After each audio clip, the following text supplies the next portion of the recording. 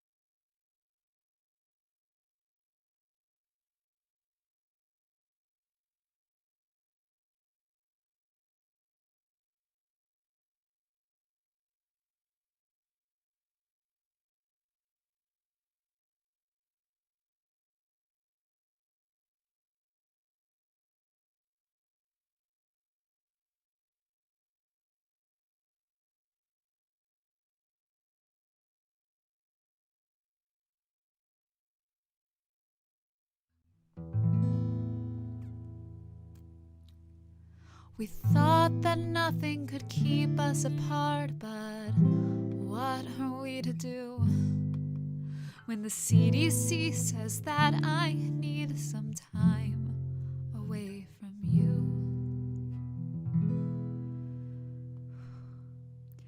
Guess we can't go out, gotta social distance, we're not gonna get down. Gotta social distance, so don't come around. Gotta social distance today. I'll stay home, read a book 'cause of social distance. Walk alone through the woods 'cause of social distance. Hey, I'm pretty good at the social distancing. You know, it's like I've been saying since the day I turned 13. Don't mind me, I'll be home on the computer. No thanks, not today. Who needs interaction anyway? Don't mind me, I'll be home on the computer. No thanks, not today. Who needs interaction anyway? So I don't wanna hug, gotta social distance, and we're not gonna kiss. Gotta social distance, we could go on a date if you stand like 6 feet away. You can blow a kiss to me, I'll wave. And I'd love to, but I can't 'cause of social distance. I got family at home and I don't wanna risk it. And even if we're young, we should still try to be considerate and maybe stay away. Jokes aside, let me say that I hope you stay safe. I know we'll wash our hands of this and meet again someday. And I just wanna say that I hope you stay safe. I know we'll wash our hands of this, we're gonna be okay.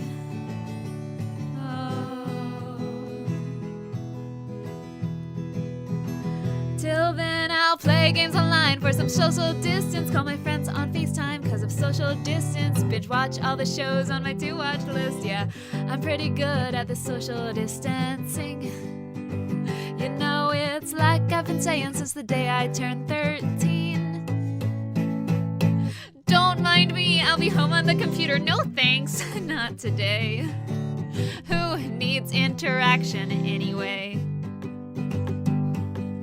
Don't mind me, I'll be home on the computer. No thanks, not today.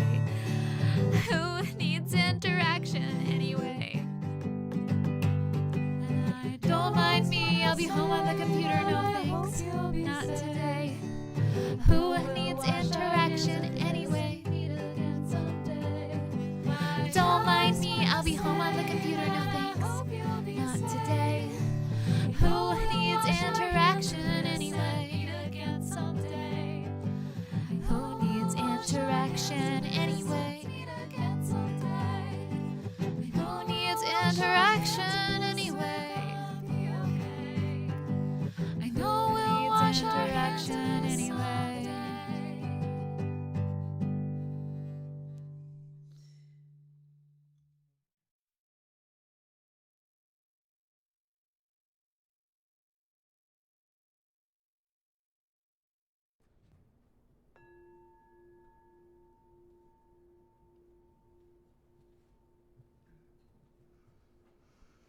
Good morning. My name is Barbara Pane, and I am the worship associate today. Welcome to the Unitarian Universalist Church of the North Hills. Whether you've been with this church a decade or more, or this is your first time visiting or viewing, we welcome you. Whatever the faith and traditions of your past, we welcome you. Whatever your theological stance, we welcome you. Whoever you are and whomever you love, we welcome you. Whatever your journey has been, we welcome you. Newcomers and guests are always welcome to participate in any of our church activities. If you'd like more information about our church or Unitarian Universalism, please talk to our minister, Rev. Jane Thickstun. You can find her contact information on our website. We are taking joys and sorrows online now. To submit one, go to the church website at uucnh.org, scroll down to the bottom of the homepage, and the link to the form is listed just to the right of Rev. Jane's picture. We will try to receive them quickly and read them during the service this morning. For next Sunday, and while we are in virus mode, you'll need to get them in by Saturday at 5 p.m. As a reminder, we are in the middle of our pledge drive. Since we cannot meet in person, there are a few ways that you can turn in your pledge. A pledge card can be found on the website so that you can print it out and mail it to the church. Another option is to fill out your pledge using a form you can find on our database, Breeze.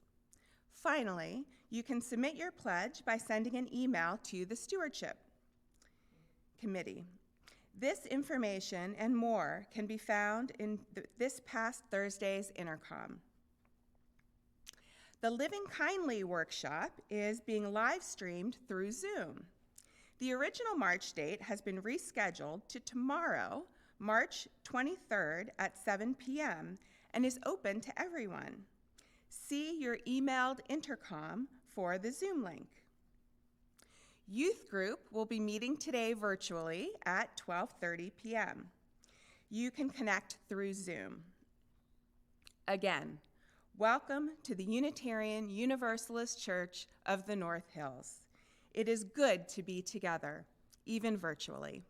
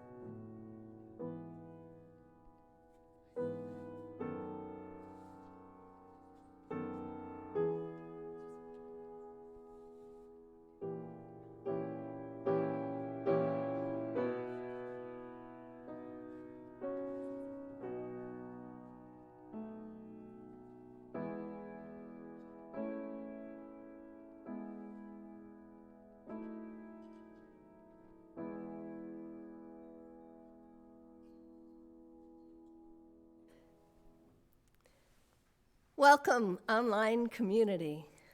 I am so glad you can be with us, even in cyberspace. We who are providing worship for this congregation are in conversation about how best to do it as the need for social distance increases and becomes more and more clear. We want to model it well for you, as well as protect ourselves and the other handful of people it takes to do this from the sanctuary. We are gradually increasing our tech abilities. Huge thanks in particular to Don Nelson, Joyce Kepner, and Nancy Kepner, and Bruce Travers. And we will hopefully soon be able to stream one coherent worship service with the parts coming from different locations so that we can all be in our homes. We are really grateful to our pianist, Adam MacDougall, who is willing to be here to provide music for our service. And for now, I invite any family members, your dog, your cat, everybody, to join you on the couch and prepare yourselves to enter into a frame of mind that is open to matters beyond mere survival. Let us be reminded of the power of love to overcome fear. Let us be reminded that love surrounds us always and is in us as well. Come, let us join together in the celebration of life.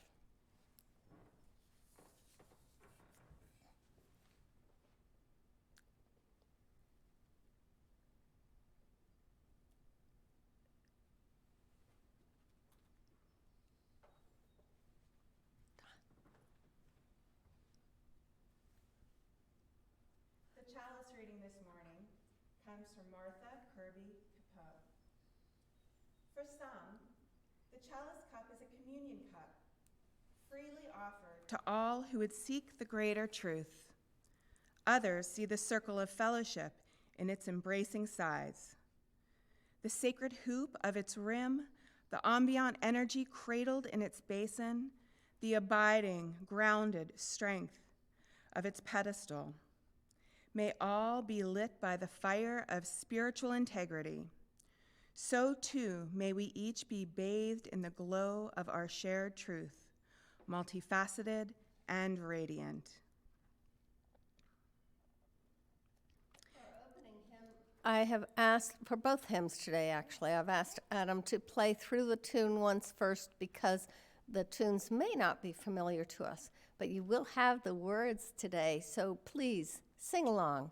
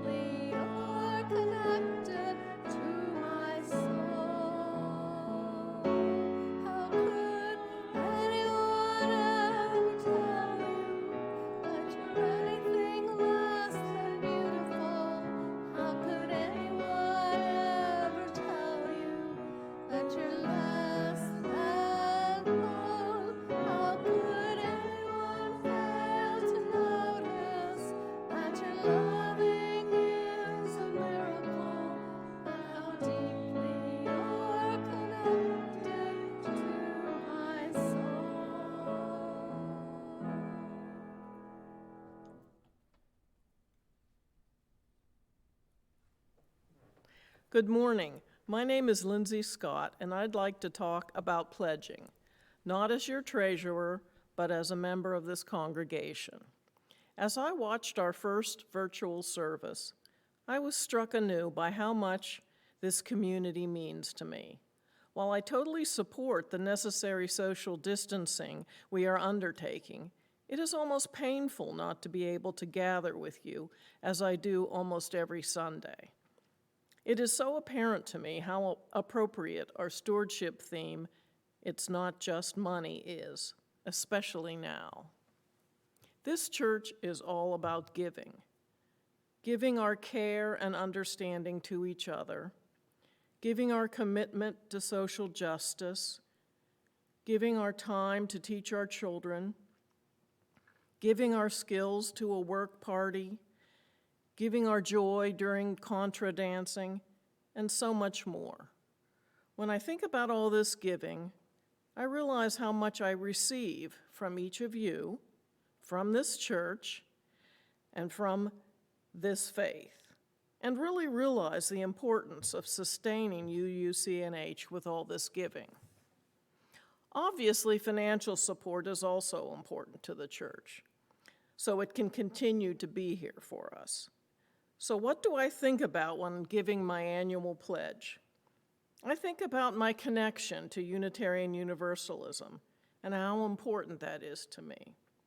And I think about important life memories, meeting my husband at church, getting married, and having his memorial service. I taught RE, and Alexis joined me once she was in youth group. As a toddler, the first day of the week that Alexis truly understood was Sunday, because she so loved going to church, just as I do. Financial support is necessary to sustain this institution, where some of the most important transitions of our lives occur. And we have lots of ways you can pledge your financial support. Here's the plug.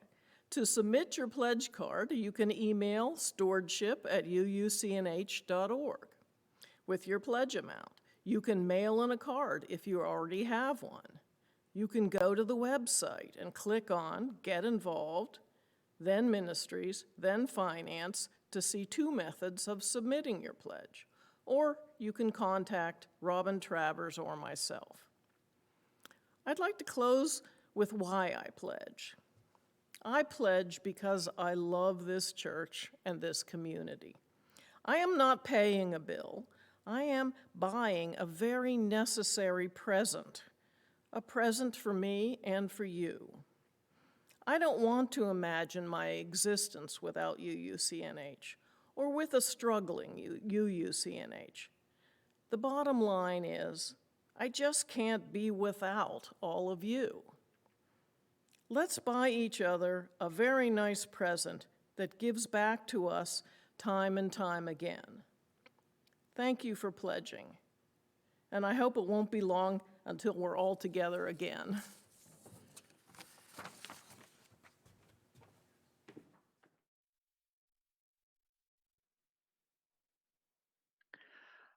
Hi, I'm Chris Hill with the Lay Pastoral Care Team. During our service, even a virtual one, we create a sacred space for the sharing within our community. It's a time to share significant life passages with the congregation so you can be held in loving care. I'll be reading the joys and sorrows this morning, and someone in the sanctuary will be placing a stone representing each joy or sorrow in the sand, representing our congregation, supporting the sorrows and lifting up the joys. We have several joys this morning. First, a joy from Lowell Schwartz.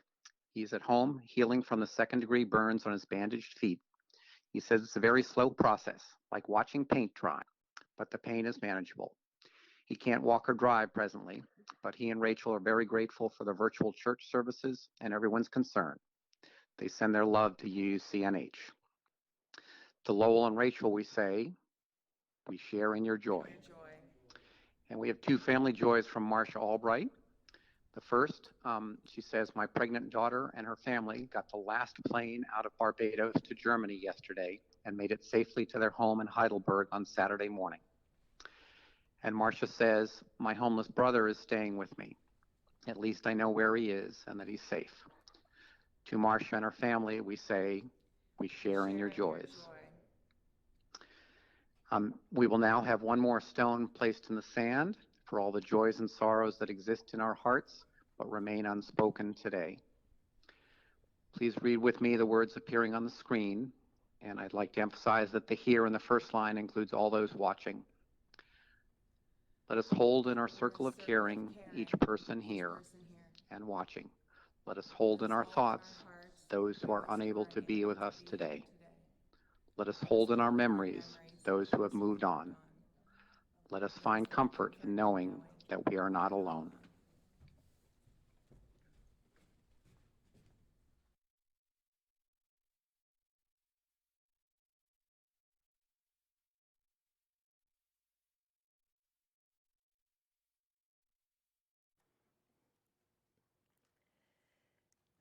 I invite you now to join me in a spirit of prayer or meditation. So please settle in a little more comfortably. Close your eyes if you wish. Allow your body to relax into the space that you make sacred by your presence. Breathe in deeply and breathe out slowly. Breathing in compassion and breathing out peace.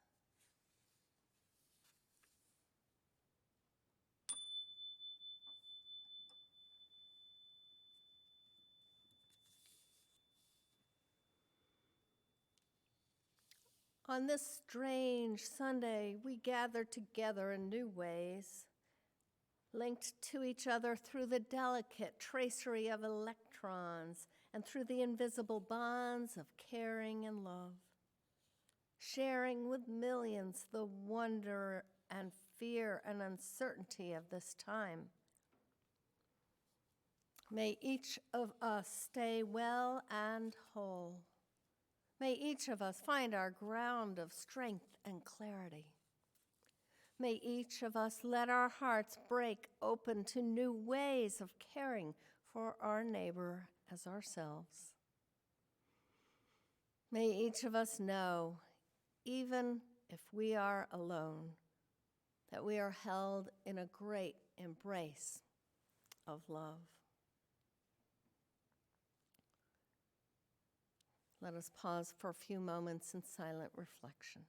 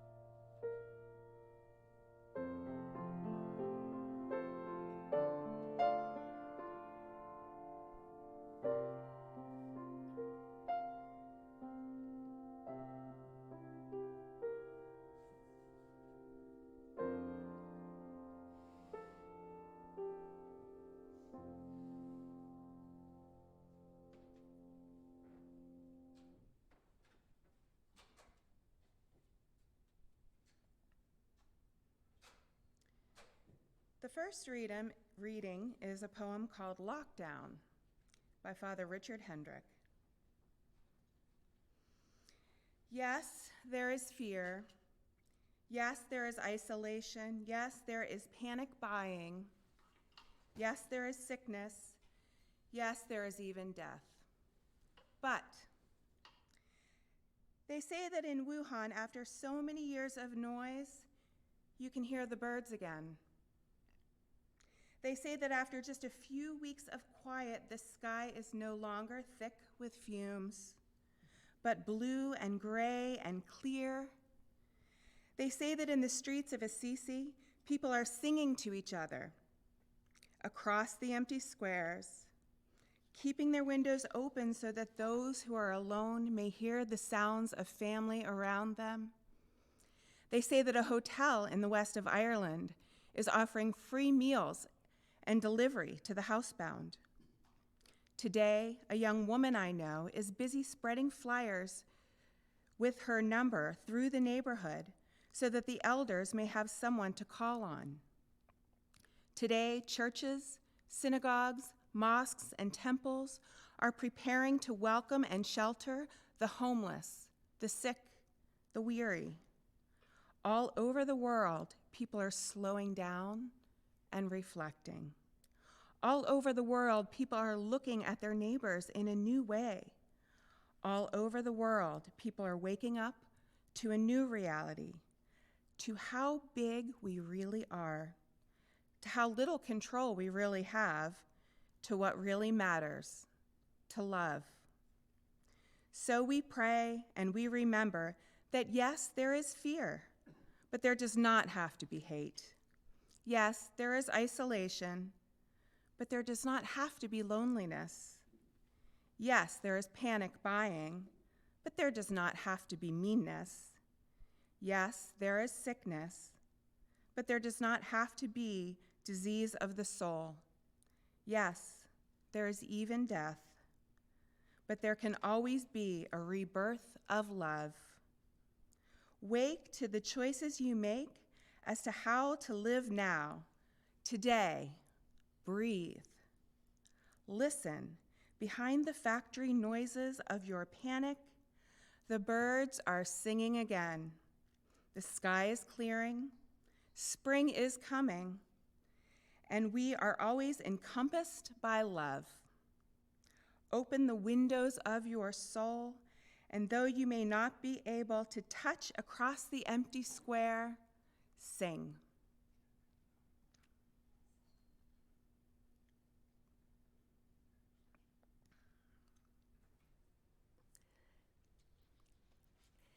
This reading was shared in a Facebook group for Unitarian Universalist ministers.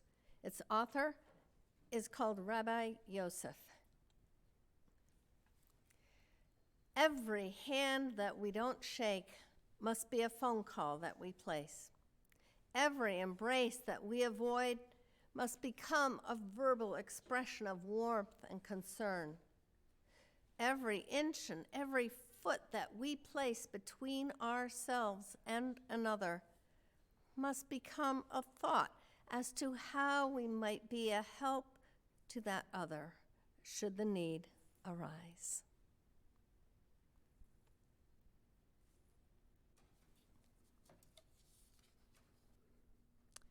This reading is a Facebook post from 3/18/20, times have changed, by Reverend Keith Cron. It's odd, every night I check the sports scores before doing Facebook. Today there are no scores to check. It's trivial on some level. In a world, there are far more important things, but I bet I'm not alone in noticing some of the trivial things happening in the daily routines. I did get to play tennis this evening, winning a fun doubles match from a set down, 2-6, 6-4, 6-2, so maybe that's my score to see for the day. But while I'm wondering if we've all been exposed to the virus and don't know it, who I know will show symptoms, even who I might lose, I'm also wondering if this is the moment when life changes for a while, perhaps forever. I know at some point we're likely to see this dwindle, and then later on treatment, and eventually a vaccine, but I also suspect we'll look at the world differently. Maybe we'll look at each other more kindly.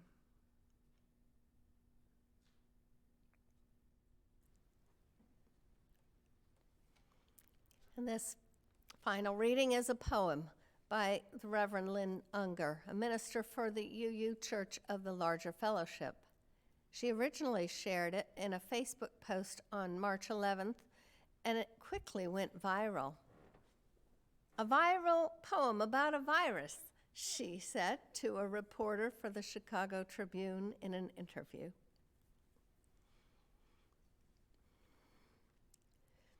What if you thought of it as the Jews consider the Sabbath, the most sacred of times? Cease from travel, cease from buying and selling. Give up, just for now, on trying to make the world different than it is. Sing, pray, touch only those to whom you commit your life. Center down. And when your body has become still, reach out with your heart. Know that we are connected in ways that are terrifying and beautiful. You could hardly deny it now. Know that our lives are in one another's hands. Surely that has come clear. Do not reach out your hands. Reach out your heart. Reach out your words. Reach out all the tendrils of compassion that move invisibly where we cannot touch. Promise this world your love, for better or for worse, in sickness and in health, so long as we all shall live.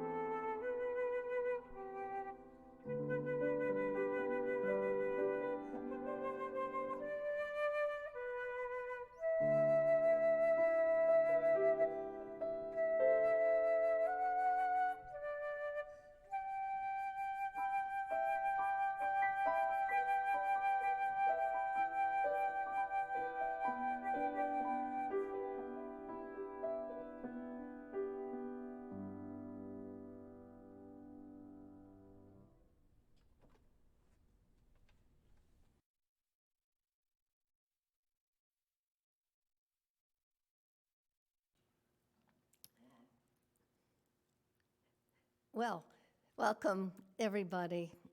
I want to share with you a message from the president of our Unitarian Universalist Association, the Reverend Susan Frederick Gray. So here she is. Hello, dear ones. I'm Susan Frederick Gray, president of your Unitarian Universalist Association, and I'm coming to you from my home, where I and all of us at the UUA are moving to virtual operations and working from home. As we navigate these incredibly difficult and uncertain times for our country and our global community, I want you to know that I am holding you and all of our congregations, our members, our leaders, our people in my heart. I pray that you are making time to tend to your own heart and your own spirit. Take gentle care of yourselves. It is really easy to feel overwhelmed or inadequate or caught in fear these days.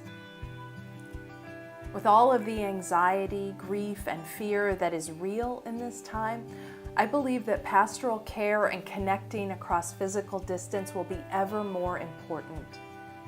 As you tend to your own community and to each other, remember to take time to slow down, to breathe, to lean into your mission as a community and to the needs of your community.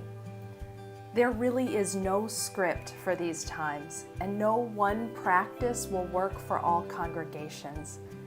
Leaning into mission, taking a time to slow down and think about what's most important can help guide you in this time. And remember that we're all learning here, trying new things and adapting as the news changes and conditions change. Perfection is never the goal. The goal is to care for one another and to live compassionately and mindful that we are in this together and that we are one human community and one you community. Know that your care and intention for one another really make a difference in this time, both to the people you know and love as well as for your own well-being. I'm enormously grateful for all of you and your commitment to one another and to our wider faith.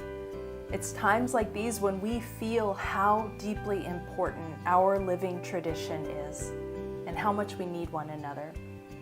I love you all so much. I'm proud of the way that Unitarian Universalists are taking this situation seriously and responding out of deep care. I'm proud of the ways that we are putting compassion and community care at the forefront of all we do. I am with you all in this time. I too am finding my way bit by bit. As the weeks go on, our needs may change, but let us remember how important it is to be bound together in religious community, connected to one another and offering both our care and our stories and sources of resilience and hope for this time. I love you all. Be well. Take good and gentle care of yourselves. Many blessings to each and every one of you.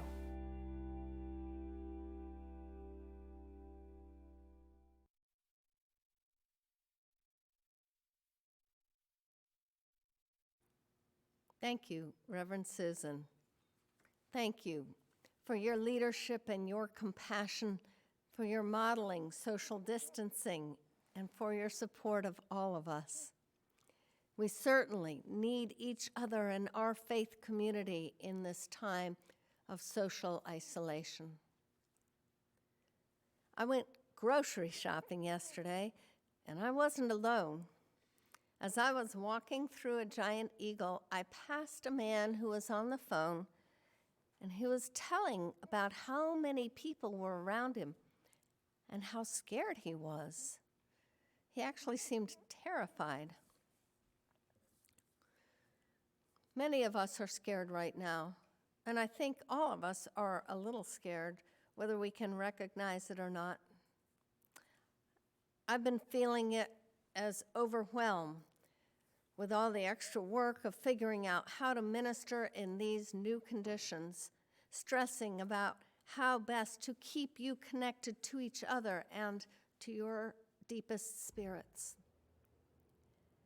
Reverend Frederick Gray and others are reminding me that this is uncharted territory, and we're all adjusting and figuring out how to adapt to this new reality. Let's all forgive ourselves and others for any perceived inadequacies and work together to give each other hope and help, and above all, love. I've been reading and hearing a lot about the virus and the potential ways to deal with it. An excellent article shared with me by member Sue Broughton gives me hope that the hardships we're enduring now will make a big difference in the length of time we have to do it and the overall effects on both health and economy. This gives me incentive to be as careful as I can with all the ways we've been told will help prevent spread of the virus. Hand washing, wiping down common surfaces, all those things, and yes, social distancing. It helps me feel less disappointed when, for instance, my mechanic tells me he's not doing oil changes right now, or when I realize events I was looking forward to so much won't be happening. It also gives me hope that if we take this really seriously right now, we can get our lives back to some semblance of normal in a much shorter time. The article, called Coronavirus, the Hammer and the Dance, talks in terms of weeks, just weeks, needed to buy us the time to build up our arsenal to fight the disease. We can build up our supply of masks, ventilators, so crucial to our healthcare effort, and even healthcare workers can be trained in a short amount of time, helpers. We can develop new methods of testing so that everyone can be tested, and with tracing the people that the sick ones met so that we can contain the disease better. The more time we can buy, the closer we are to developing a treatment. If we are stringent about the measures to contain the spread of the virus now, we can have the kind of success that South Korea has had. The article says, for several weeks, South Korea had the worst epidemic outside of China. Now, it's largely under control. And I even saw a graph that showed all the things going up, up, up, up, up, and South Korea went up and then leveled off and went down. It was really impressive. And the article continues, South Korea did it without asking people to stay home. They achieved it mostly with very aggressive testing, contact tracing, and enforced quarantines and isolations. So that means they contacted all the people who the ones who turned up sick had met and tested them and quarantined and isolated only those who were actually with the virus.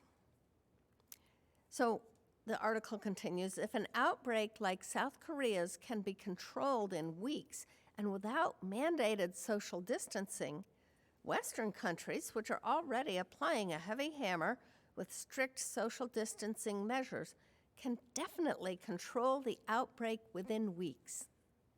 It's a matter of discipline, execution, and how much the population abides by the rules. This is encouraging to me. The sooner we can get through this, the better. Social distancing has emotional and financial costs for us.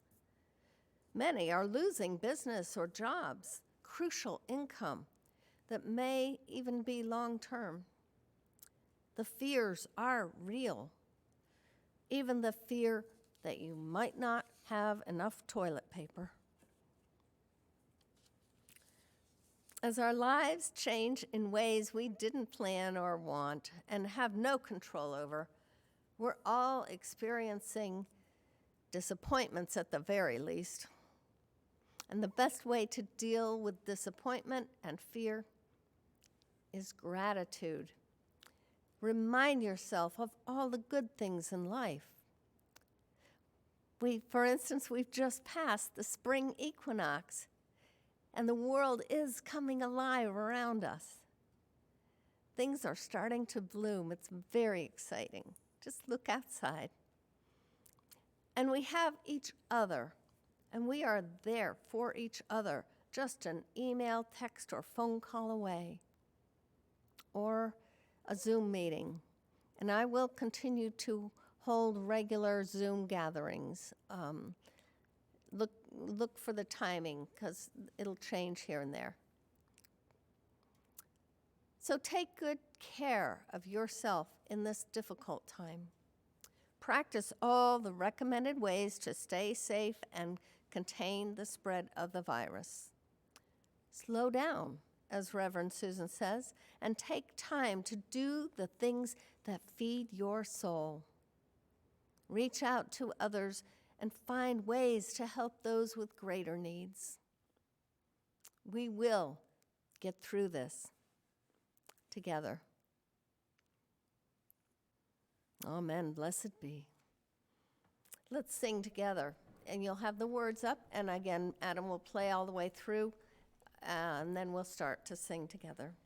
It's When I Am Frightened. And if you have a teal hymn book at home, it's number 1012.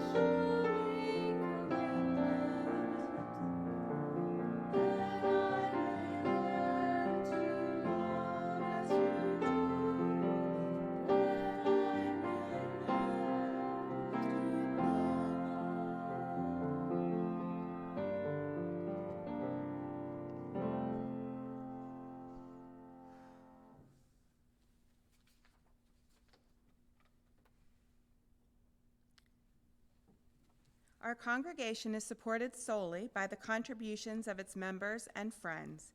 In tough times, we need our faith community more than ever. Let's make sure to maintain it. The morning offering will be taken by your going to the uucnh.org website, finding the link in the upper right-hand corner that says Donate, and making a contribution equivalent to what you would be putting in the plate or more.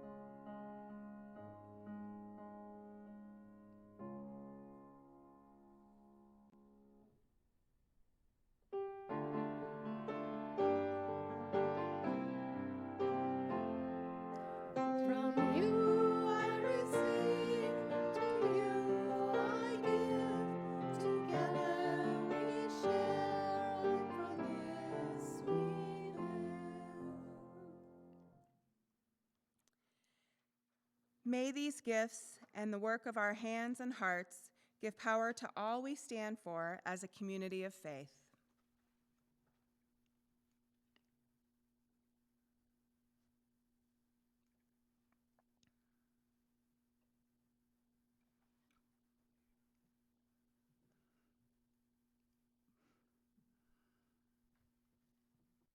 And in closing, an adaptation of these favorite words from Jim Wickman. May our faith sustain us, our hope inspire us, and our love surround us as we stay safe in our separate homes, connected by the magic of the internet, yet knowing that this too shall pass, and we will gather again in person in this beloved community. Amen. Go in peace.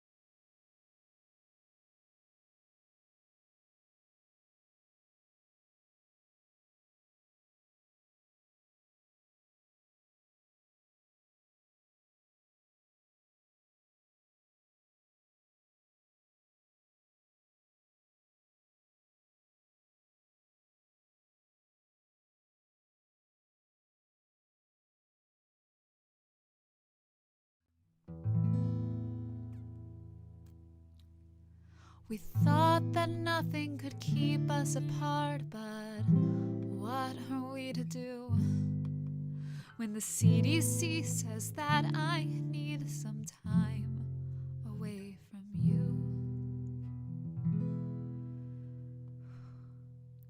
Guess we can't go out, gotta social distance, we're not gonna get down. Gotta social distance, so don't come around. Gotta social distance today. I'll stay home, read a book 'cause of social distance. Walk alone through the woods 'cause of social distance. Hey, I'm pretty good at the social distancing. You know, it's like I've been saying since the day I turned 13. Don't mind me, I'll be home on the computer. No thanks, not today. Who needs interaction anyway? Don't mind me, I'll be home on the computer. No thanks, not today. Who needs interaction anyway? So I don't wanna hug, gotta social distance, and we're not gonna kiss, gotta social distance. We could go on a date if you stand like 6 feet away. You can blow a kiss to me, I'll wave. And I'd love to, but I can't 'cause of social distance. I got family at home and I don't wanna risk it. And even if we're young, we should still try to be considerate and maybe stay away. Jokes aside, let me say that I hope you stay safe. I know we'll wash our hands of this and meet again someday. And I just wanna say that I hope you stay safe. I know we'll wash our hands of this, we're gonna be okay. Oh. Till then, I'll play games online for some social distance. Call my friends on FaceTime 'cause of social distance. Binge watch all the shows on my to-watch list. Yeah, I'm pretty good at the social distancing. You know, it's like I've been saying since the day I turned 13. Don't mind me, I'll be home on the computer. No thanks, not today. Who needs interaction anyway? Don't mind me, I'll be home on the computer. No thanks, not today. Who needs interaction anyway? And I don't mind me, I'll be home on the computer. No thanks, not today. Who needs interaction anyway? Don't mind me, I'll be home on the computer. No thanks, not today. Who needs interaction anyway? Who needs interaction anyway? Who needs interaction